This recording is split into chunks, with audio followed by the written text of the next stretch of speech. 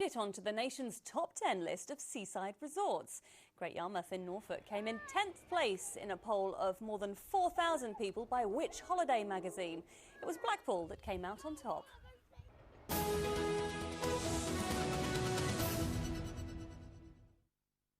Now, it is just over an hour till kick-off in England's World Cup clash with Algeria. Football fans will be gathering at barbecues, parties, pubs and bars for the match, not to mention the big screens across the region as well. And our sports correspondent Donovan Blake is with fans at one pub in Norwich.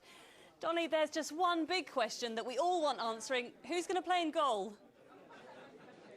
Well, most of the England fans here will be hoping former Norwich keeper Robert Green keeps his place in the England goal, despite that mistake against the United States in the last game. But all the fingers are pointing towards Robert Green losing his place in favour of David James. So if that is confirmed shortly afterwards, well, it will be acute disappointment for him and also for one of his former teammates, Ewan Roberts, who joins me here. Ewan, if Fabio Capello goes down that route, will it be good or bad news? It'll be bad news. Rob would have loved a chance to make up for the mistake, and it was a bad mistake, he knows that. But he is mentally strong. He would have prepared himself properly for this game.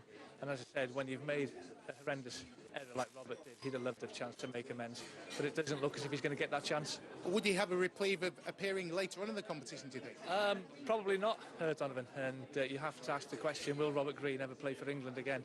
In my opinion, probably not. And, what a way to finish an international career. Well, we've had confirmation. James will start, so acute disappointment for Robert Green, as quite like I say. Ewan, thanks for your thoughts. Well, as you say, plenty of England support here, but there's not going to be support from this chap. He's from Algeria. He's called Lies Belabi. You can see him in his Algeria shirt, and he'll be supporting them. But he is going to make some food for the supporters. You'll get all the build-up and action live on ITV1 on the game, England-Algeria. And, of course, I'll be watching it. Good to hear it, Johnny. Thank you very much for that.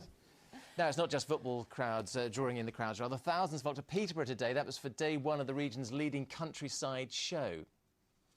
And it's from the East of England show that Amanda Houston has the weather forecast tonight, I think. Let's have a look at that. Amanda. Hello and good evening. Well, it has been fairly overcast here in Peterborough today, but that hasn't stopped these dogs from having a whale of a time on the obstacle course. Now, they are expecting over 100,000 people through the gates this weekend, and that's just humans. Cows, sheep, dogs are going to be down here, so if you like that sort of thing, then this is the place to come this weekend. So let's take a look at the weather then. So as we go through tonight, it will be...